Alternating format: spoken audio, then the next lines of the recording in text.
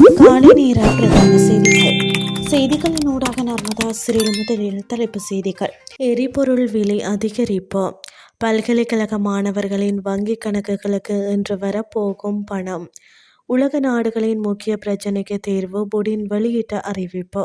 இனி விரிவான செய்திகள். நேற்று நள்ளிரவு முதல் அமலாகும் வகையில் எரிபொருள் விலைகளில் திருத்தம் மேற்கொள்ளப்பட்டுள்ளதாக இலங்கை பெட்ரோலிய கூட்டுத்தாபனம் அறிவித்துள்ளது. அதன்படி ஒட்ரோ டீசல் 22 ரூபாயால் அதிகரிக்கப்பட்டு 303 ரூபாயாக விற்பனை செய்யப்பட உள்ளது. அத்துடன் லங்கா சூப்பர் டீசல் 24 ரூபாயால் அதிகரிக்கப்பட்டு 353 ரூபாயாக விற்பனை செய்யப்பட உள்ளது.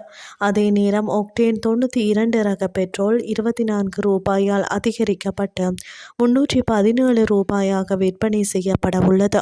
ஒக்டேன் 95 ரக பெட்ரோல் 25 ரூபாயால் அதிகரிக்கப்பட்டு 365 ரூபாயாக விற்பனை செய்யப்பட உள்ளது. மண்ணெண்ணெய் 13 ரூபாயால் அதிகரிக்கப்பட்டு 195 ரூபாயாக விற்பனை செய்யப்பட உள்ளது. 2026ஆம் ஆண்டுக்கான வரவு செலவு திட்ட முன்மொழிவுக்கு அமைய அதிகரிக்கப்பட்ட லலித் அத்துலத் முதலி மகாபல உயர்கல்வி புலமை பரிசில் நிதியத்தினால் பல்கலைக்கழக மாணவர்களுக்கு வழங்கப்படும் மாதாந்த மகாபல புலமை பரிசில் கொடுப்பனவு ஜனவரி மாதம் முதல் நடைமுறைப்படுத்தப்பட்டுள்ளது. இதன்படி இதற்கு முன்னர் 7500 ரூபாவாக காணப்பட்ட மகாபல புலமை பரிசில் கொடுப்பனவு 10,000 ரூபாய் வரை அதிகரிக்கப்பட்டுள்ளது. 2026 ஜனவரி மாதத்துக்குரிய 10,000 ரூபாய் புலமை பரிசில் கொடுப்பனவு இன்று முதல் அந்தந்த மாணவர்களின் வங்கிக் கணக்குகளில் வைப்பிலிடுவதற்கு நடவடிக்கை எடுக்கப்பட்டுள்ளது. இனி வெளிநாட்டு செய்திகள். அரசியல் தலையீடு இல்லாமல் நீண்டகால ஒப்பந்தங்கள் மேற்கொள்ளப்பட்டால் ஐரோப்பிய நாடுகள் உட்பட உலகின் பல்வேறு நாடுகளுக்கு ரஷ்யா எண்ணெய் மற்றும் இயற்கை எரிவாயு வழங்க தயாராக அந்நாட்டு ஜனாதிபதி விளாடிமிர் புடின் தெரிவித்துள்ளார்.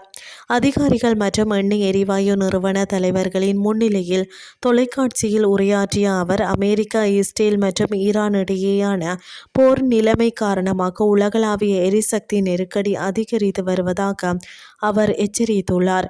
மேலும் கார்மோஸ் ஜலசந்தி வழியாக நடைபெறும் எண்ணெய் போக்குவரத்து பாதிக்கப்படுவதால் எண்ணெய் உற்பத்தி ஏற்கனவே குறைய தொடங்கியுள்ளதாகவும் அவர் சுட்டிக்காட்டியுள்ளார். ரஷ்யா உலகின் 2வது பெரிய எண்ணெய் ஏற்றுமதி நாடாகும். உலகிலேயே மிகப்பெரிய இயற்கை எரிவாயு கையிருப்பை கொண்ட நாடாகவும் இருப்பதால் தேவையான பல நாடுகளின் எரிசக்தி தேவைகளை பூர்த்தி செய்ய முடியும் என்று புடின் வலியுறுத்தியுள்ளார். இந்த நிலையில் தற்போதைய எண்ணெய் விலை உயர்வை பயன்படுத்தி ரஷ்ய எண்ணெய் நிறுவனங்கள் தங்களது கடன்களை குறைக்க வேண்டும் என்றும் அவர் கூறியுள்ளார். இத்துடன் செய்திகள் யாவும் நிறைவடைகின்றது. அடுத்த இரவு 8:30க்கு எதிர்பாருங்கள். நன்றி.